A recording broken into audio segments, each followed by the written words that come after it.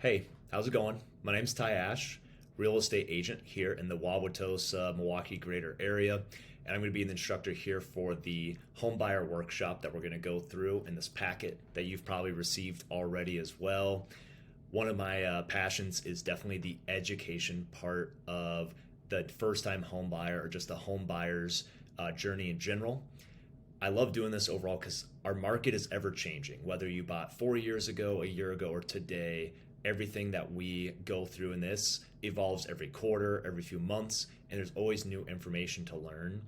I think if you look at the average person looking to buy a home, their journey starts with shopping on Zillow or Realtor.com, and then essentially meeting an agent, just starting to dive right into showings. And I think there's a huge education component to make yourself feel more confident, more competent about the home buying process and what to look out for. And that's the goal of this workshop. So without further ado, I'm just going to go ahead and dive right in to the guide that we have here in front of us. Obviously, if you ever have any questions, never hesitate to reach out to me, Ty at houseworkscollective.com, or you can send our team an email at info@houseworkscollective.com. Let's go ahead and dive in. So, like I had mentioned, here on the left-hand side, you've got just a portion of our real estate team here, mostly made up of real estate agents, but we also have our marketing director, Sam, who put together this beautiful guide for you. Myself, the sales manager, as well as an agent here on the team. My job is to help train all of our agents to be more well-rounded as we go serve our clients. And then you've got Willie, one of our lead transaction coordinators that you might stumble into during your journey, especially after an accepted offer, as well as a few other agents on the team. But let's dive right into it. One of the most important things, and probably why you signed up for this in the first place, is the home buying process. So, like many things during the home buying journey, I like to break this into phases for you, starting with the top. So I'll break all three of these layers into three different phases. Phase one is really that education phase. That consists of the buyer kickoff. And that's essentially what we've got here on this buyer workshop. But it's kind of missing the pieces of what are your needs, what are your wants, who are you, how can we help, getting aligned with what's your availability going to be, how does that match up with your agent's availability, really getting you set up off on the right foot, making sure that everything's good to go. During that buyer kickoff, usually we're also going to be discussing two other things, one of which is your home search. Maybe we've already got a rough draft of that created, and also going to be talking about buyer agency, which is something we have here in the state of Wisconsin. That's essentially how you hire your real estate agent. That's how they become a fiduciary for you. That's what allows them to essentially be a negotiator for you, negotiate on your behalf, as well as being able to provide you advice throughout the transaction. Then finally, refining that search, your needs, your wants. One of the things that we like to do in this buyer kickoff meeting is actually take your search, which may only have a few listings active today in the market today, where we have low inventory, not a lot of homes that are continuing on the market before getting accepted offers and going to closing. It's very important that we kind of review, is your search criteria realistic? Are we going to be able to get you enough opportunities for showings, to write enough offers to eventually get to your goal of buying a home? And we do that by looking at essentially the past 3 month sales for your specific search criteria to give you an idea of, will we be able to go on a showing each week, and are there going to be enough homes that fit your criteria?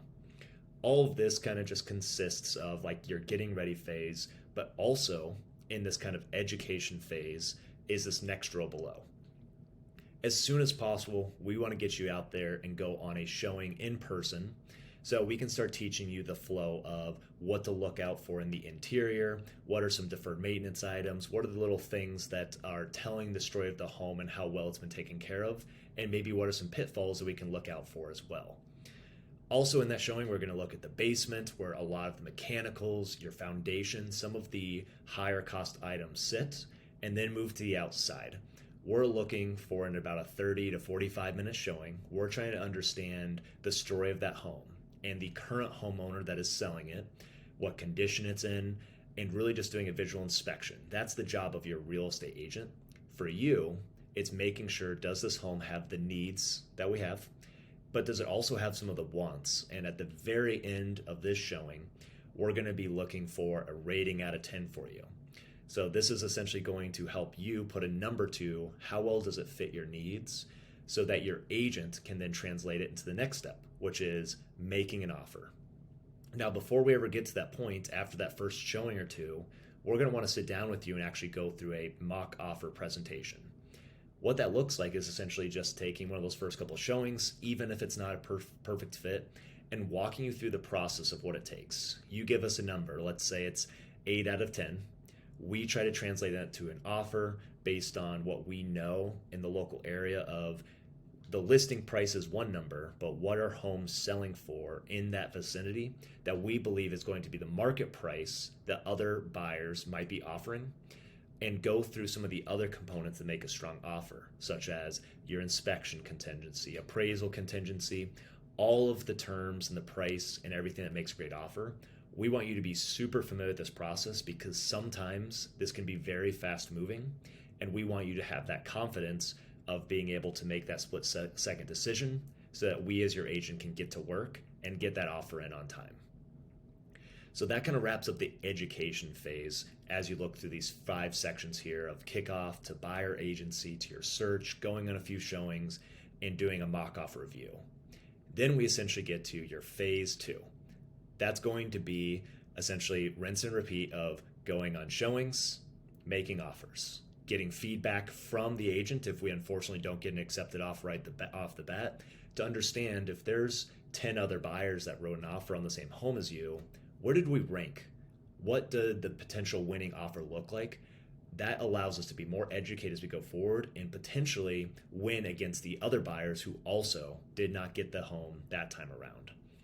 And eventually, after we do that rinse repeat of showing and offers in phase 2 of essentially putting in the work, doing your shopping, we get to phase 3, which is accepted offer to the closing table.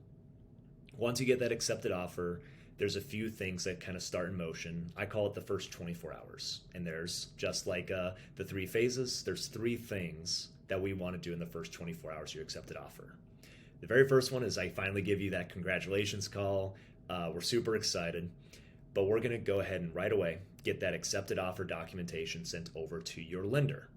Your lender is going to start moving the ball forward, getting you going on your loan application.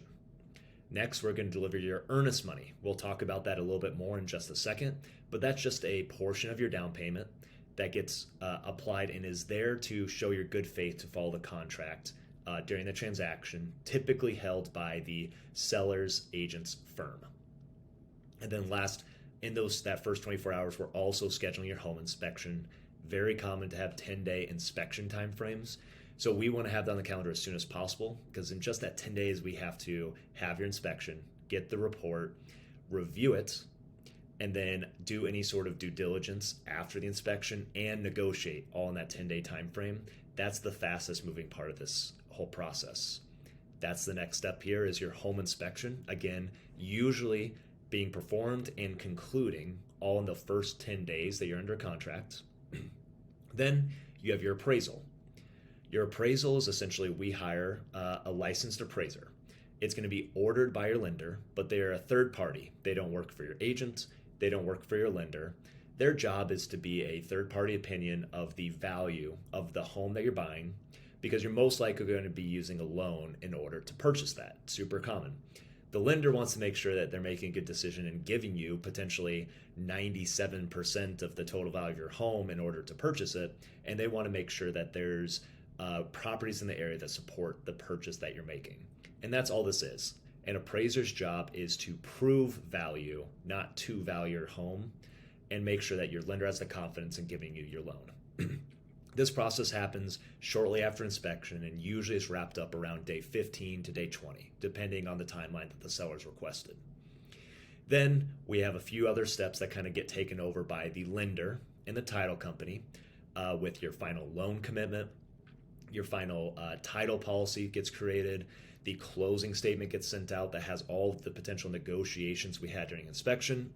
And finally, we get to the best day, closing. You might have some post-closing occupancy in this where the seller stays in the home for a few more weeks, maybe a month after closing, because they might be going to buy their home as well. However, you'll finally be that owner of the home once we get to closing.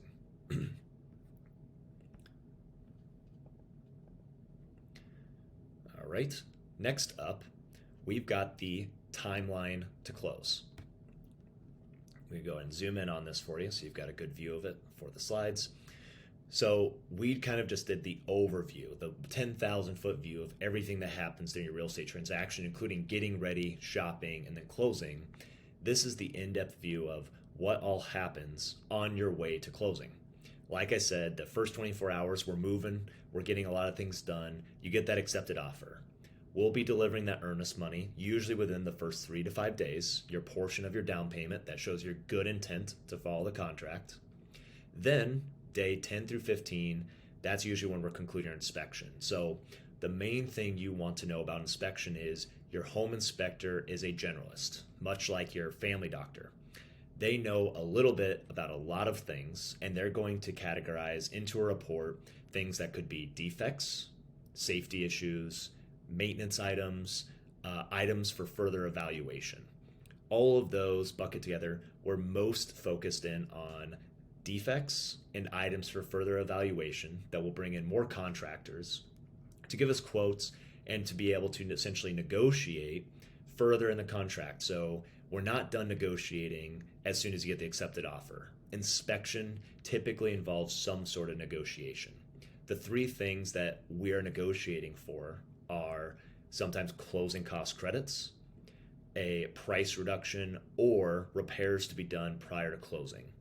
The most common of the three today are your closing cost credits. And essentially what that does is you're going to have costs for closing, like the title company, your closing costs, your lender costs. And there's a certain amount that we can negotiate for that will essentially reduce your cash to close. This is outside of your down payment money. This is money you'd have to bring to closing that can actually be paid for by the seller and is a good way to keep cash in your pocket in order to fix things after close. And it's a win-win because then the seller doesn't have to do the work and you can make sure it's done by who and how you want it to be done. Then we get to our appraisal deadline.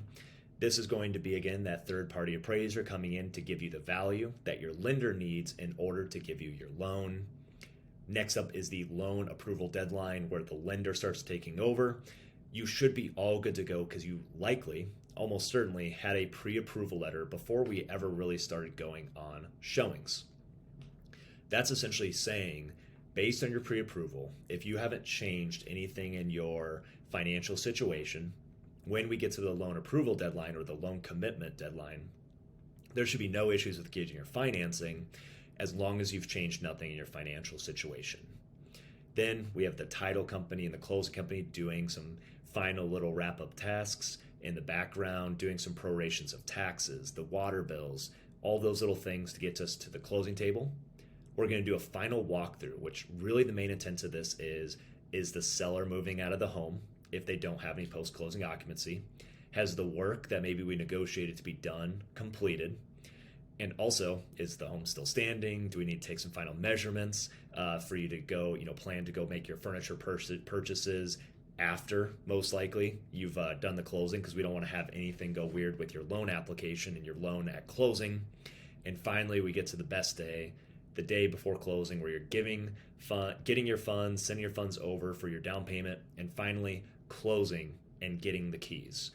A lot of this process usually happens within about 21 to 30 days in today's market. So usually in a month, if not a little bit quicker, just to kind of give you a timeline. And then after the fact, you will see closings done and title and deed and everything get recorded. Now, before you start all of this, one of the very first steps that you're going to have to do is go through the pre-approval process, which really consists of these four main things.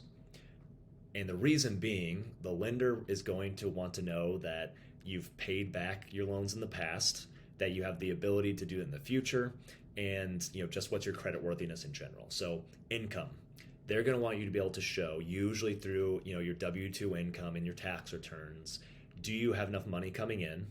And do you have a low enough debt to income ratio based on how much your monthly liabilities are today, maybe for car payments or student loans? Do you have the income to be able to essentially afford the home that you're going to be in? Next is your proof of assets, which is essentially the fancy words for do you have enough money down to put, whether it's 3, 5, 10% down, even more, in order to get the loan, and also make sure that your debt to income levels stay low enough to get you to a point where your monthly payment's going to be affordable. 3, what's your credit score look like, and are you above a certain rating? That's going to help you get a better interest rate and actually lower your monthly payment the better that your score is. They want to know how good your credit score is because they want to have more certainty that you're going to be able to pay them on time every single month for the next 30 years. And finally, obviously, they want to know that you are who you say you are and that there's no sort of fraud or anything being performed. And that's the pre-approval process. Usually this can get done in under a day, and I highly recommend, if you think that home ownership is in your plans in the next 6, 12 months, even longer, it never hurts to go through the pre-approval process just to see where you sit today, because we might discover something under the covers. Next up is a little bit deeper dive into your score. So most people have heard some of these things, but what actually is like the weighting and what's the most important thing? What's the biggest thing that I can do to improve my credit score if that's a goal of mine? So we've got this pie chart here down below, and we've also got some QR codes throughout the presentation, so definitely keep an eye out for those. But here's essentially the pie chart. The most important part of your credit score is your payment history. Do you pay your bills on time? If you've had trouble with this in the past, don't worry, continue to start doing that on time. Make sure to set up stuff on auto payment. The second biggest piece is how much you owe. So you're going to want to make sure that if you have, $10,000 in credit available to you in your credit card, you're going to want to keep that amount that you have that rolls over month low as possible, and that's going to boost your score. Next up is the length of your credit history, probably one of the harder things to fix very quickly, as opposed to how much you owe is something that usually can be addressed over the course of a month or two. The length of your credit history is just taking the average of all your lines of credit, credit cards, car loans, student loan payments, maybe you already have a home and you're buying a second. All of that matters in terms of how long have you been having this credit available to you, and have you been making your payments, and is it not being fully leveraged all the way to the max? Those are all important. One thing to note is you might actually have your student loan payments that you're like, man, I should pay that off before I go buy my home. But if you've been paying those loans down for 5, 10 years, that actually might be your longest standing credit. And you might see a temporary ding if you pay it off in full and it goes away, because that's essentially the amount of credit you have availability to you. And it might actually increase how much you actually have of your utilization rate. Then new credit accounts. The more inquiries you put in is going to flag you as being somebody that maybe is having a financial event. Maybe you need more credit because you're trying to essentially cover off on maybe lower income. Make sure you keep this as low as possible, but don't be worried about getting pre-approved and having that temporary couple point ding. It's very rare that we're ever going to see that have a huge impact on the interest rate that you get, but always something to do and talk to your lender about. And last, what types of credits you have matters as well. Do you have a good, healthy mix of, your credit cards? Do you have some installment loans like car loans and long-term loans like student loans? Having that mix is another thing that can impact you, but be very focused on these first three. Make your payments on time, keep your utilization rate low, and continue to keep these accounts open for the long term, and that's going to get you to a really great credit score. Moving on next, so now after you know the pre-approval process, you know what your credit score is, you're going to want to know what kind of home mortgage you're going to go get. So generally speaking, we can categorize mortgages into two types. We have fixed rate mortgages, which are the most commonly used today, which is essentially you go out and you get a loan, and the interest rate that you get today is going to be locked in, will not change at all for the entire length of the loan. That could be a 15-year, it could be a 30-year, which is much more common. You will not see the interest rate change during the entire course of that entire time, and you'll have a very predictable monthly payment because of that fixed-in rate. Next is adjustable rate mortgages. Maybe you've heard of these before. You've heard the term of an ARM mortgage. Again, typically 30-year loans, but 15-year options are available. These are known to have a stigma because a lot of people attribute this type of mortgage product to the problems that we had in 2007, 2008 during the Great Recession, which was caused by the housing market bubble. However, because of everything happened back then, they've changed the rules around this, where the adjustable rate mortgages today are actually fixed, very similar to the product above, for a period of time until they're allowed to adjust. Usually 5-year, 7-year, or 10-year adjustable rate mortgages. There's more risk associated with these for sure, but for most people, you're going to find that having something locked in for 5 to 7 years is going to be good, especially if we're in a higher interest rate situation today. That's going to maybe present you opportunities to refinance in the future into a long-term fixed rate type mortgage. Moving on to the different types of loan types, most common I would say is going to be the conventional type. This is going to be the thing that essentially, if you fit in this perfect box, which a lot of people do, of a good credit score, a good amount of money down, a strong, stable income, you're going to be able to essentially step into this mortgage product and put as low as 3% down. I would say the average percent down maybe we see is anywhere from 3 to 10% down, but that does usually include you having private mortgage insurance, which is a small payment that you make every single month to essentially cover off the risk of you defaulting, because most people that put down less than 20% are technically a higher risk than the people who do. Next up is FHA, which is a government loan type. Usually this is great for somebody that maybe has a lower credit score to begin with, and is also another low down payment option of 3.5%. With this, you're going to be able to go and potentially even buy, if you wanted to, a duplex as well. So if you've ever heard about the house hacking strategy, something that I love doing and helping other people with as well, definitely something for you to consider as an option. Typically, what we'll find here is that we've seen lower and lower PMI rates as well, and you're going to probably get the best interest rate with an FHA loan. And then finally, VA loans, only applicable for those that are veterans. And this actually could be an option that gives you as low as $0 down and lower interest rates, very similar to FHA loans. However, there are some funding fees that can be put into the loan, and based on the service requirements that the Armed Forces or National Guard gives you, you might actually see this be fully covered based on your service. So those are a few different loan types. There's a whole bunch of different types. If there's going to be something that works better for you, your lending partner is going to be able to help you through that. And next up, some of the basics here. So I've got a home here in Wauwatosa pulled up on the screen, and I'm actually going to exit the slideshow here for just a second to go through one of the basics that I like to have people go through. And that's using a mortgage calculator, because a lot of the sites like Zillow, even Compass, doesn't include some of the things, or maybe pre-populate information that's going to lead you down the wrong path. So I'm going to exit this and then pull up. Now we've got this listing, exact same one. This actually closed a few months ago. You can see at $325,000. Now, essentially, these are the portions that make up your monthly payment. Principal and interest. Those are going to be the pieces that are static if you have a fixed rate mortgage. So we're going to go ahead and open this up, and this should be very similar to the experience that you're getting over on that QR code, and most calculators work about the same. You've got your home purchase price. I believe in the example we were going to do 5% down. And then today's interest rates, which I believe in the example were 7%. So make sure that you work with your agent or with your lending partner to see what's today's rates, and always try to, whether it's weekly or whenever you're about to write your next offer, understand what are today's rates that would potentially get locked into. So that gives you your principal and interest. Again, this is if you're doing a fixed rate mortgage, this is fixed for the long term.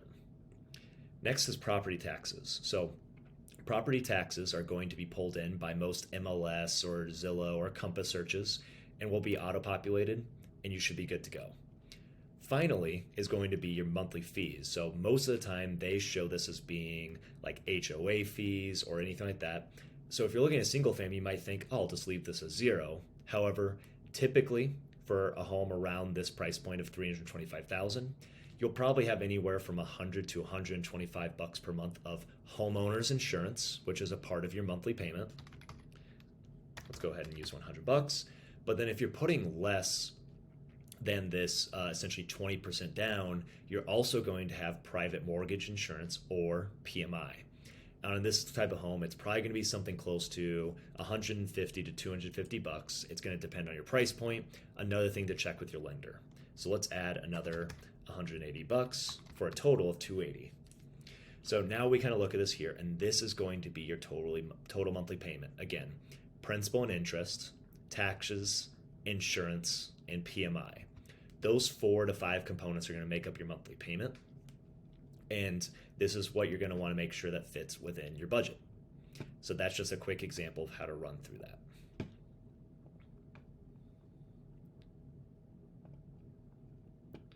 All right, so now that we know that, and we've talked about some of the process, one of the main things you're probably curious with is, with inventory low and it just feels like there's so much competition out there, how can I expect to get an accepted offer? Do I have to waive my inspection completely? Do I have to go 20% over asking? What do I have to do? And I think the number one thing that we're finding that people need to know today in terms of how to be competitive all relates to a brand new form that we started using this year called the Addendum AC. And essentially, instead of you looking at all the verbiage, I'll pause here in case you want to read it and pause it. We've got a couple different options of how we strengthen our offers. And there's a inspection contingency verbiage we can add, as well as appraisal gap coverage. And there's also a escalator clause verbiage in here as well. So what it means, if we essentially look at our inspection, a lot of people think it's ditch to ditch. Either I have a home inspection or I don't. However, this is something that we can do as agents is after we've gone through the visual walkthrough and we feel like it's in good condition, we're really just trying to, in today's market, protect you from the big defects. So I always go through the big ones: roof, siding, foundation, major mechanicals like furnace and AC, and then essentially like your garage. Those are some really big, maybe sometimes $10,000 to $20,000 issues that you really are trying to get for protection. However, the majority of your home inspection is repairs, deferred maintenance, items for repairs that aren't really negotiable within your contract. So what we do to combat that is an inspection not to request amount. And this is essentially saying if you put a $5,000 amount in, we're saying that you, the buyer, will not request anything to be cured, meaning no price negotiation, no credit, closing cost credit negotiations, or repairs to be requested if we have a quote that is essentially totaling less than $5,000. To use this in an example, let's say the home's great, most everything's checking out. We have a couple of cleanup items here and there, but we get a roof issue, and it's going to be a $10,000 roof replacement is what the contractor gives us a quote for. What that allows us to do is to negotiate for $5,000 in total value. We've got a $10,000 project. We said that we would not request $5,000, and that gives us a $5,000 ability to negotiate. The most important thing for you to know about the inspection contingency is once you're under contract and you get your home inspection, you start holding more leverage than the seller. Because if you find a defect and disclose it to the seller, if they actually go back on market and say your transaction falls through, they then have to disclose any defects to any future buyers that might want to buy their home. And it's likely that if you went over asking and if you wrote a nice, clean, competitive offer, they may not get that same quality offer if they go back to the market. And that's a risk for them that their listing agent is usually going to help work through with them. So you're going to find that most of the time we're going to be able to be successful in negotiations, but we've softened your ability to negotiate by a little bit in order to get you that accepted offer, but are still protecting you to be able to negotiate for credits, or price reductions, or even potential repairs, and protect your earnest money. If the seller says, no way, I'm not fixing anything, this allows you to still get your earnest money back. And then next up, this is something we see as being super common, is the pre-negotiated appraisal gap coverage. So in your appraisal, the typical verbiage is, if we get a low appraisal, we just saw that home that we were just looking at for $325,000. And let's say that it actually appraises at $300,000. That's a $25,000 appraisal gap. Super uncommon. I literally have not seen this in ever. that this has happened, but just to use a really big lofty example. In the way that the contract works, it creates a negotiation between buyer and seller. What does the seller want? They want $325,000, what you originally offered. You as the buyer, you want $300,000 to be the new price. And that's negotiation and usually ends up meeting in the middle. However, that could mean that essentially your lender is only going to give you $300,000 and you would have to come up with the additional $12,500 or wherever the middle ends up being. What this does is it actually limits your downside, but also gives more certainty to the seller. In this exact case, this is again an extreme example. If your appraisal came in at $300,000, our price would actually get changed to $305,000 pre-negotiated, and you would have to bring $5,000 extra cash to close outside of your down payment and the closing costs you have already.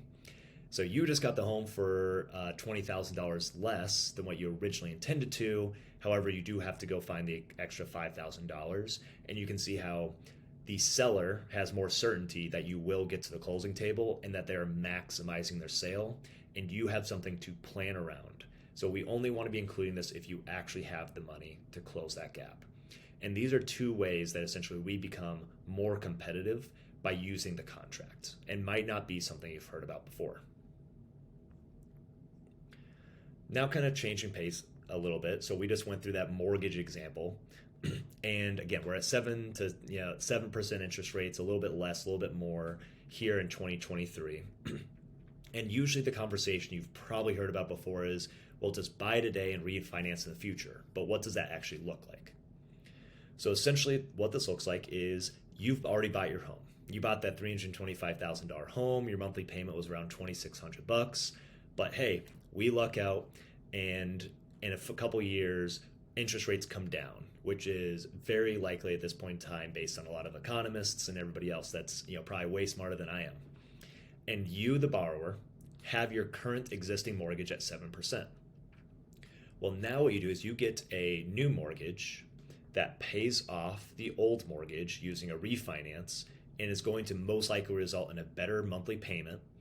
There's usually some closing costs associated with, so your lender is probably going to run you through a break-even analysis saying, if you refinance, you will be break-even in 3 years. So that'll be a decision that you want to make based on your future, home ownership plans. And these are all the, advantages of that. You can lower your interest rate, which helps with the monthly payment, but also cash-out refinances are an option as well. Let's say you wait 5 years and your home's value's gone up, tens of thousands of dollars. You may want to refinance at a lower rate, get a lower monthly payment, and also be able to tap into some of that cash, whether that's to pay off other debts from student loans. Maybe it's to go invest in real estate and buy a duplex here in the Milwaukee area, which is a great market for. That's what one of the major advantages of owning real estate and letting time start doing its thing. So this is an actual example here. So again, this is at 320 because I pulled this kind of report before that home actually closed.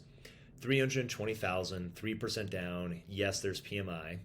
Here's the annual taxes. We estimated $100 in homeowners insurance. So you've essentially got a loan size of $310,400. That's essentially taking your 3% down off the purchase price. Over 30 years at a 7% rate, that's going to give you essentially this monthly payment of $2,574, and the power of the refinance monthly payment. And something I'm telling a lot of clients to look forward to in the future is if you even get rates down to 5%, not even 3% where we were just a little bit over a year ago, you could see your monthly payment drop by $400 just with the refinance. And then now that is now locked in for the entire length of the loan, most likely in a 30-year mortgage. That's why most people are getting the advice today where buy the home at today's prices, because if rates go back down to 5%, affordability approves, and there's going to be way more buyers that are going to enter the market. And why do we feel confident that you're going to have this opportunity to refinance around 5% in the future? Down below, this is a last 10 years more average mortgage interest rate. And what you can see is before 2020 and COVID and all the funny stuff that went on going there, The average was about 4.5% consistently, and the majority of the time it was closer to 4, if not below 4%. Almost the entire 7, 8 years leading up to 2020, we were always below 5%. And then we saw things go real low down to 2.5, 2.75, mostly based off of the quantitative easing and cheaper money to stimulate the economy during the COVID recession and everything going on there. And then, as inflation started to pick up, we saw this again artificial, man made jump in interest rates in the fastest ever in history, going from 2.75 all the way up into the sevens. So, the majority of the time, we've been under 5% interest rates, and it's very likely that we will come back to this general vicinity again, which is going to allow you to get a cheaper monthly payment, most likely in the foreseeable future. Now, I always like to go through this as well, because sometimes the conversation is, what if I wait until next year? Ty, if you think that the mortgage interest rates might come down, that's going to probably help me better afford my home. I'm going to wait till next year, and maybe competition will die down too. Most likely your competition's not going to die down. And honestly, you're going to be delaying your journey of building equity in your home. So using that same example of that $320,000 property you're putting 5% down on, just a different example, $304,000 is your loan size at a 7% interest rate. So if you buy today, again, you're sitting right around $25, $29 in your monthly payment. If you wait a year from now, what we've seen in the Milwaukee area market recently is that home prices have been going up 8 to 10% per year since 2020. And we're on pace for that same kind of growth in home values here in 2023. So we used a conservative example of home prices go up 3% per year, rent costs go up 3% per year, interest rates will be 6% next year, and then interest rates will be 5% in 2 years. And that you're going to own your home for at least 3 years. Those are some of the assumptions that we're going to make for this exercise. So again, you buy now, and you've got that $2,500 and some odd dollar payment. Well, if you wait till next year when it's 5%, you've now paid most likely $9,000 more for your home because of the 3% growth in price, but it could be as high as $32,000 more based on where this market is headed today. So this is just a conservative example. Or maybe you wait for 3 years and you can see how the price of 3% per year 1, 2, 3, gets us all the way to $350,000 in home values for the exact same $320,000 home 3 years earlier. And then all the way out to year 5, again, conservative, the average home price growth over time has been 3%. In just 5 years, you might have $50,000 more equity just by sitting and waiting. Now, keep in mind, you've bought that home. What you'll be able to do is actually, in the future, refinance. So if you look at year 3, we're essentially comparing these different things of if you wait 3 years, your monthly payment is only going to be $200 less than if you buy today, but you've capitalized on this appreciation. So now let's actually go through this along with considering maybe renting in mind. So year 1, we've got our principal paid down, which is your loan is made up of principal and interest. The principal is your ownership in the home. The interest is the money you're paying to the bank to use their money. So in year 1, you're going to be paying down about $2,000 of your ownership in the home. We've got that $9,600 in appreciation potential, 3% growth. But then you're paying $1,800 in rent if you decided not to buy. So total rent paid in the year is $21,600. However, your monthly living expenses did go up.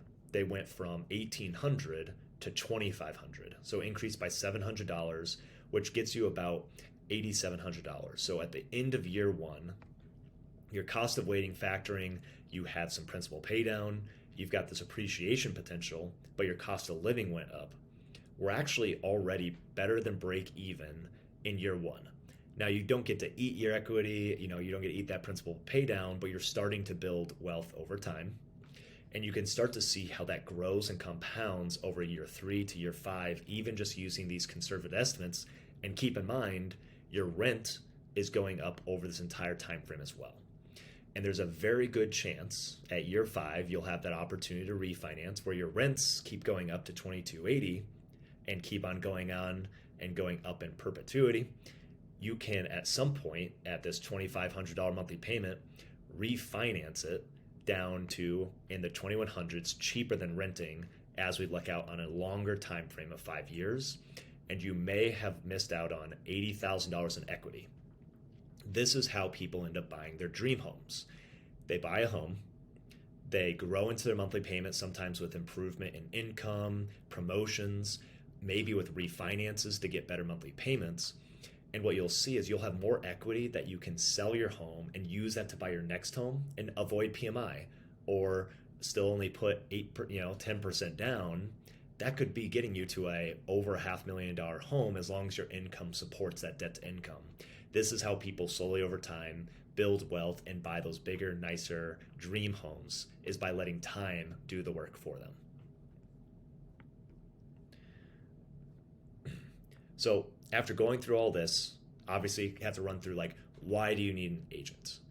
The big thing is, in most cases, we find that I don't work for free, but a lot of the time somebody else pays my bill, but you have to have the value that you're getting out of me. The biggest thing that I offer is confidence. I do this all day, every day. This is my passion, is helping buyers get their home and do it the right way with the negotiation and education. You're also going to need the fastest access to new listings, which everybody's got access to the MLS, but we have some options to get you into delayed listings that's going to be able to see before it's even got sometimes pictures posted. We're going to know the home in the area that you're looking for and be one of the first people in the doors. And guidance and being able to help you not just with your purchase, but what home project should you do once you do purchase to get it ready for maybe when you sell your home in the future, because most people aren't buying their forever home. They'll move multiple times throughout their life. So if you have any questions, you can set up an appointment here with me anytime or with any of our agents. Would love to meet with you there. Also inside of this guide is some mortgage terms. So learn the lingo. Feel free to dive into these, and feel free to reach out anytime if you need extra explanations of any of this. And the next thing are some common pitfalls that people might run into during their home ownership journey. Keep note of this page. Once you get an accepted offer, just don't forget about all of these different things and roadblocks that could pause your journey as a home buyer. And with that, that's the last page. And I'll go up to this fancy page just to kind of kick us off. I'm really glad that you took the time to listen to this. Hopefully maybe you took the opportunity to listen at 1.2 or 1.5 times speed and hear me speak super quick to get all of this content in a short amount of time. Most likely your next step is going to be one of two things: reaching out to an agent and doing that buyer kickoff to get very specific advice for your situation, or reaching out to your lender to get the pre-approval process moving. We're always here to be of support to you. So please don't hesitate to reach out, text, call, email me anytime. And I'd love to sit down and learn a little bit more about your goals and help you get them there, whether it's this year, next year, or anytime in the future. Otherwise, have an awesome rest of your day, good evening, wherever you're doing. I hope to hear from you soon. I'll talk to you later.